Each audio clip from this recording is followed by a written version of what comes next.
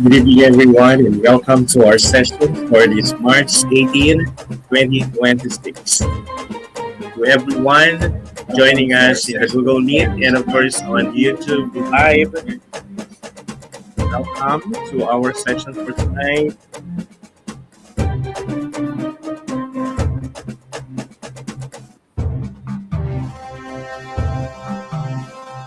Special mention, of course, to our team from the Maestro's TV team. Good evening, Ma'am Miriam, Ma'am Arlene, Sir Lorjan, Ma'am Catalina, Ma'am Novi, Ma'am Roslyn, and Ma'am Tia. Good evening po sa inyo lahat and welcome to our sessions along with our online guests. We have 20 already who's constantly watching us and of course waiting for our every night review sessions. Still have 1 or 2 months to prepare as the schedule had set on May of 2026. So this is an opportunity for everyone to maximize the time left. Of course, the longer the time, the better the retention. Of course, the review will be maximized. Let's treat the rescheduling of the NASH as a good sign. No, it's not a bad sign anyway. But I would rather treat it as a good sign. No? Kahit din po sa amin noon, way back in 2015, it was my time during my principal examination and that was the toughest exam ever in principal test of 2015. Malan nyo po, yun yung pinakamahabang pag-aantay na nangyari po sa assessment ng principal test. Mga 4 na beses po kaming na reschedule, no? At ang tagal-tagal din po yung results. So that was the time when if you were not able to get 70% of each of the 5 domains, ay hindi pa 5 domains noon, 7 domains, ay hindi ka po makakapasa sa principal test. Kami po yun, no?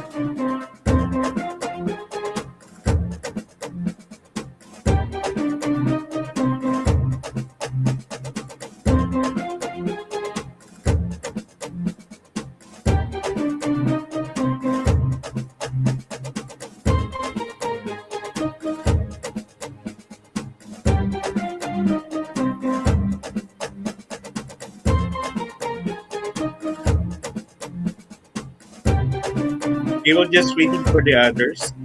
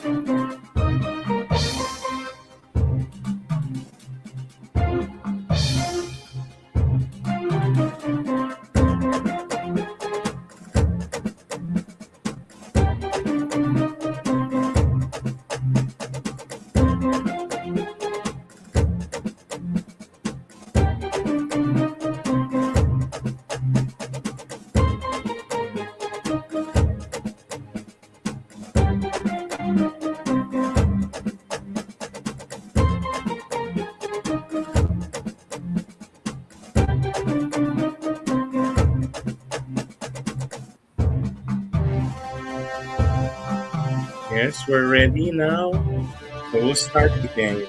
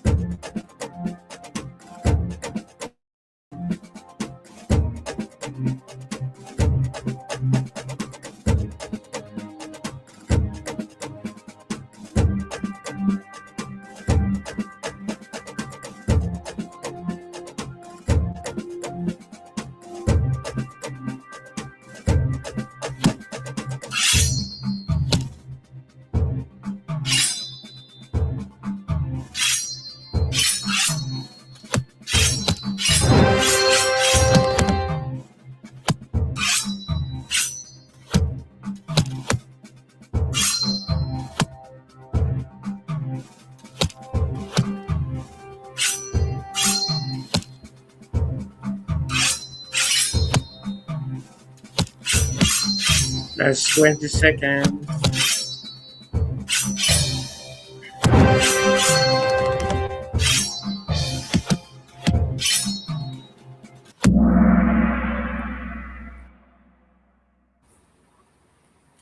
Okay, so to wrap up our game, who's the champion?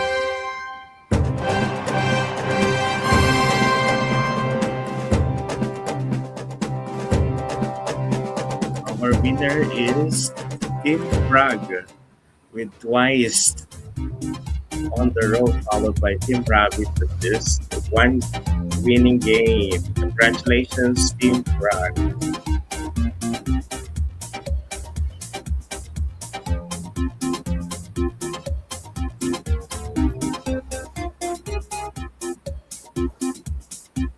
Who are the members of the Team Prague?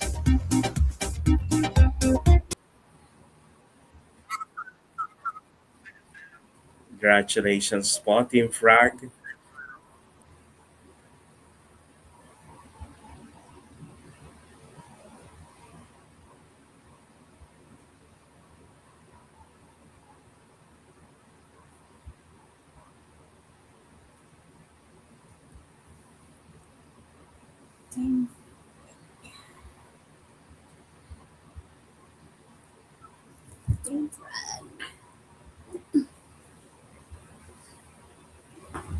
Ayun. Hindi. Yan ang patent eh.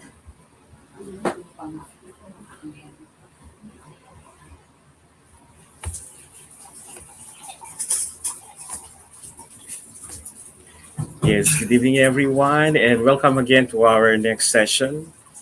Tonight we'll be dealing on domain 3, no? We expand even more our knowledge and understanding on domain 3 and we focus tonight on strand 3.1. The content of strand 3.1 is on school-based curriculum review and contextualization. Of course, our policy context and reform with focus on the gist, no? Gist means the summary of the various reforms that we're going to conduct. Of course, the mass implementation of the last leg of the K to 10 this next school year, no? So it will be grade 6, grade 9, and grade 10. So matatapos na natin ang implementation ng strengthened or the revised K to 10 as well as the senior high school for grade 11, no? So this school year, may mga pilot implementers tayo ng senior high school. And the next school year is the full blast implementation as well of senior high school for grades 11. Now, what's the summary of the various reforms of the K to 10? No? So the 2026 implementation of the strengthened and revised K to 10 curriculum represents a system-level correction to the long-standing structural and instructional inefficiencies in basic education. And this reform is anchored on one central premise that says learners cannot master what is overcrowded, misaligned, and disconnected from their realities. So that's the very core business of the K to 10 that we need to solve overcrowding of competencies, misalignment of competencies, and of course, disconnected from the experiences and realities of today's world. Thus, the revised curriculum shift the system towards first, fewer, clearer, and even more essential competencies. Then we have a stronger alignment between the teaching assessments and standards, the instruction that is grounded in learners' context, and a deliberate focus on the foundational skills and prerequisites for lifelong learning. Okay, now what are the evidence based systemic concerns that we need to focus on in this revised or strengthened curriculum? First, it is always say that the previous curriculum is congested and fragmented. No, based on the review, after 10 years of implementation, it was found out that our curriculum previously were congested and fragmented. Now, it says here that the previous curriculum required teachers to cover too many competencies within the limited instructional time, resulting into superficial or shallow teaching and low mastery, okay, because of too many competencies. Now, what are the supporting data analysis to support this statement based on the findings? Number one, the prior curriculum review revealed that over 10,000 learning competencies across K to 10 or even more, and many of which are tend to be repetitive, overly specific, and poorly sequenced. Okay, on the part of the teacher reported of coverage pressure. No, imagine of that 10,000 learning competencies. Tapos yung mga per learning area pa, leading to, okay, they have rush lessons, they have reduced time for remediation, and they only have minimal formative assessment that will lead them to for summative assessment. And what's the implication? The implication is number one, teaching became content driven rather than mastery driven, and the learners progress without deep understanding. No, so that's the results why we tend to have a very large number of learners with below mastery when it comes to literacy and numeracy. The second findings is the misalignment of intended, implemented, and the assessed curriculum. No? So these are the three general kinds of curriculum. We have the intended curriculum. Okay, intended curriculum means these are the curriculum guides. Then the implemented is the one that is being used in our day-to-day sessions, and that's the learning competencies and objectives. Then the assessed curriculum, of course, after it, meron tayong national assessment test, no, for the key exit stages. So anong sinasabi ng intended, implemented, at assessed? Okay, the finding says what is written in the policy that's extended, taught in the classroom that's implemented and measured or assessed are often inconsistent and they are not connected with each other. Okay, what supports this premise? First, the classroom observations show that lesson objectives are not aligned with the performance standards. And there are overemphasis on the low-level cognitive tasks rather than on the higher order or in the extended abstract. No? And the assessment data indicated that the tests focus on recall rather than application level. And the national and international assessments revealed that learners struggle with higher order thinking skills. They have a difficult no coping up with higher order thinking skills. Now, what's the implication again to the schools? First, the students may pass the classroom assessment and even in the results of their report card, but they fail to demonstrate the transfer of learning. Tataas nga ng mga grades, no? Pero in reality, they cannot transfer their learning from one grade level to the next higher level. And the instruction lacks coherence and direction. The third is weak contextualization to local realities. It says here that the curriculum has not been consistent, adapted to reflect the learner's lived experiences, and which result to disengagement and low relevance. What supports this premise? Okay, classroom practices often rely on generic textbook. Actually, they are not textbook, no? They are generic, meaning hindi talaga sila mga textbook. Tawag natin diyan ay mga worksheets or learners' materials. Others are foreign and non-local examples.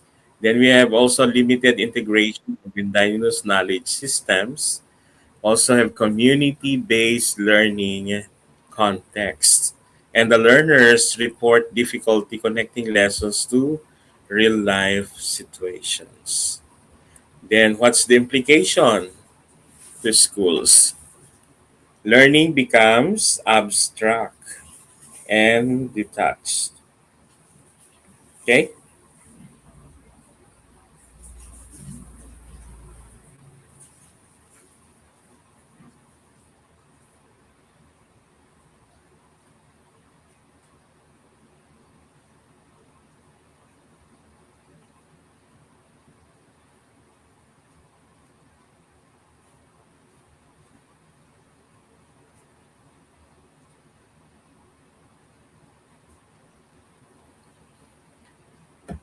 And there is a reduced learner motivation and participation.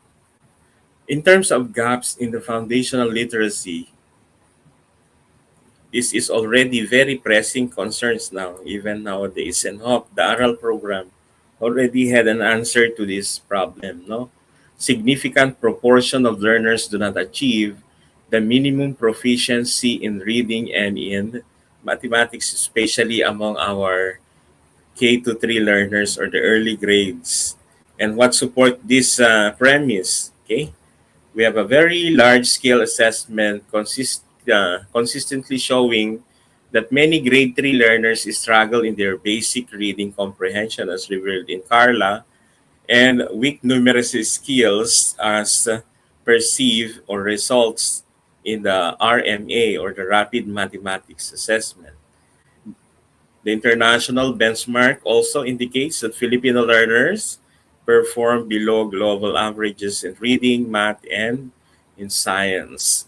Then the learning losses were further aggravated this by first, we have too many interruptive schooling resulting to 53 days to be exact in one school year. Imagine that it's almost 3 months every year na nagagamit sa extracurricular or non in classroom activities. That's interruptions, no? And unequal access to learning resources. And what's the implication of this again, no? The learners enter higher grade levels without the essential skills and affecting all subject areas. Then teachers are forced to reteach the foundational skills instead of advancing their learning. Okay, what happens to the reform directions now that we have shaping papers and education studies? So this is now the infusion of the revised or the strengthened K to 10 curriculum. First, we need to decongest the learning competencies. What have we done? We reduced the number of competencies to focus on what are actually the essential and enduring competencies. So in our reform, we have first, we streamline the competencies per subject and per grade levels. And we remove all the redundant competencies and overlapping competencies in each quarter and in each grade level. However, there are times na we need still to revisit the recurring competencies to introduce the new competencies or skills. Di naman yun matatanggal, no? We have to review the previous learned competencies to introduce to the more complex competencies. And what's the expected impact of decongestions? First, we have more time for deep understanding, practice, and application, and of course, a longer remediation or intervention programs. The second activity or remediation is called depth over breadth. Which one is better? Is it on depth or breadth? Okay, yan yung tanong. Anong uunahin? Yung deepened understanding or too many competencies? As a result, we have to prioritize mastery of the core concepts rather than the superficial coverage of too many topics. So, X tayo sa breadth, but we check the depth. In our reform for the revised K to 10, we have better emphasis on conceptual understanding and higher order thinking skills. Then we have integration of more performance tasks requiring application based lessons. And what are the expected impact to our learners? They would develop better critical thinking skills, better problem solving skills, and better ability to transfer the knowledge. Okay. Then we move on to contextualization. No? Contextual relevance is still important in the revised K to 10. This means that making learning meaningful and connected to the learner's environment and experiences. And in our reform today, we institutionalize contextualization at the school level and we encourage the use of local culture, community issues, and real life applications into the day to day lessons. And what would be the outcome or the impact of this contextual relevance? First, there's an increase in learner engagement because they better understand and relate to the lessons, and a better participation if it is localized, and retention of learning is enhanced. Now we have the fourth move, and that's the standard based progression. Why is standard based progression in the strengthened or in the revised K to 10? Meaning we ensure a clear learning progression across grade levels that is anchored on their standards. In our reform, we have a clear articulation of the content standards with that of the performance standards, and we have a logical sequencing of competencies. Because of lessened or reduced number of competencies, then mas pinalawak natin yung mga opportunities for them to maximize the content and performance standards. So, na-stream down na chunk ng po siya into bit size or bite size competencies. And what would be the expectations? First, we have reduced the learning gaps. We have stronger continuity across grade levels. Hindi na po siya putol na sinabi natin kanina. And the five expectations is stronger instructional coherence. Coherence means sticking together, no? And this can be done through aligned curriculum, aligned instructions, and aligned assessment into a single unified system. And for our reform, for the K to 10, we have aligned lesson planning with that of the standards. We ensure assessment, measure intended competencies, and we strengthen instructional supervision. For the expected impact, we have consistent and focused teaching practices, and we have more accurate measurement of learning. Thank you very much, Ma'am Grace. Tapos na po ang ating game Kahoot, kaya nag-cross na po siya. We are now on the discussion portions of domain 3. No? For implementers of policy to interpreters and shapers of the curriculum practice, as school heads, we have our key responsibilities to play in the revised K to 10. First, we ensure that the curriculum is properly unpacked, properly contextualized, and delivered with fidelity. Okay, how, no? So we have to look into the materials of our teachers and learners. Do they have sufficient materials, no? Printed, lahat naman po ay may readily available naman pong mga materials natin. Okay? Since this materials already piloted, no? Hindi po namin na ibinibigay agad-agad ang isang materials, kundi pa po na-test ng ating mga pilot schools. We have pilot schools first before giving it to the assigned grade levels. So yung mga gagamitin this next school year ay nagamit na po ng mga pilot schools natin. And it's good in Region 2, we were chosen or we are chosen to be the pilot regions in these various grade levels. That's why we already have with us all the materials of the K to 10. No? Nakita na po namin at na-experience na po ng mga pilot schools natin. And we should lead into the curriculum review processes and instructional alignment efforts. As school heads, we use the data to identify the learning gaps and drive interventions.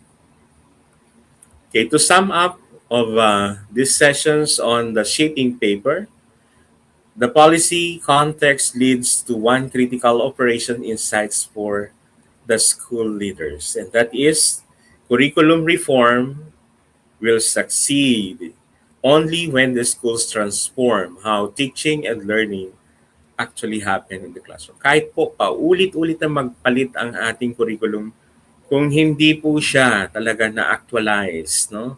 Kahit gaano man kaganda ang ating mga learning approaches and strategies and instructional designs, if they were not actually happen and internalized in the classrooms, then that will not be operational. So it is our role as the school head that is limited to compliance, but we have to extend it through instructional leaderships, curriculum stewardship, and evidence-based decision making.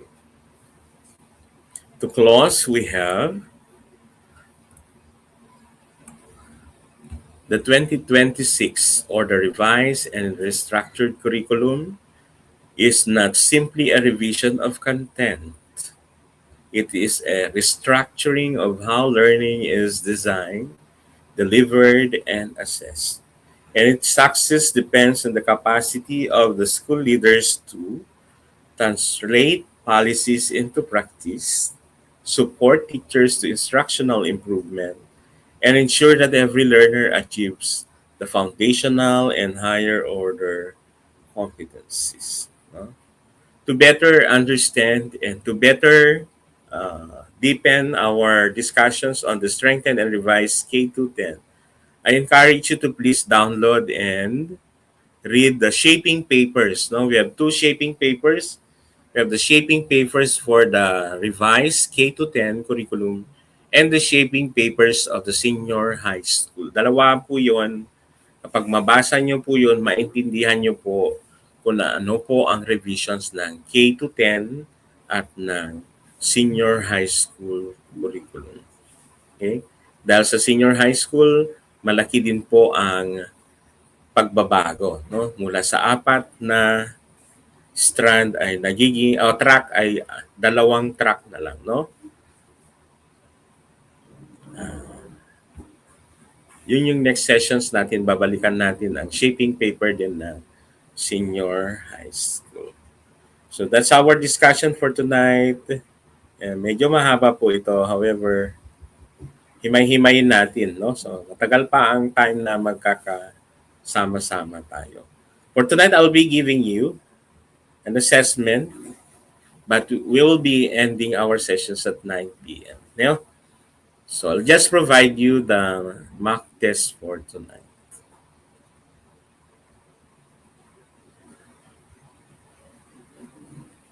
Wait lamang po for a few minutes to prepare the exam.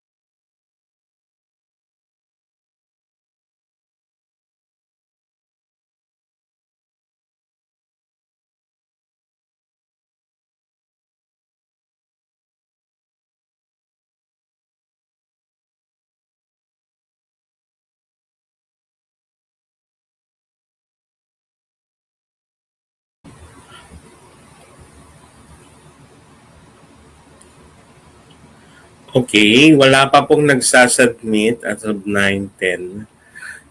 Tuloy-tuloy nyo lang pong pag-exam. Medyo mahaba po ba ang ating assessment ngayong gabi?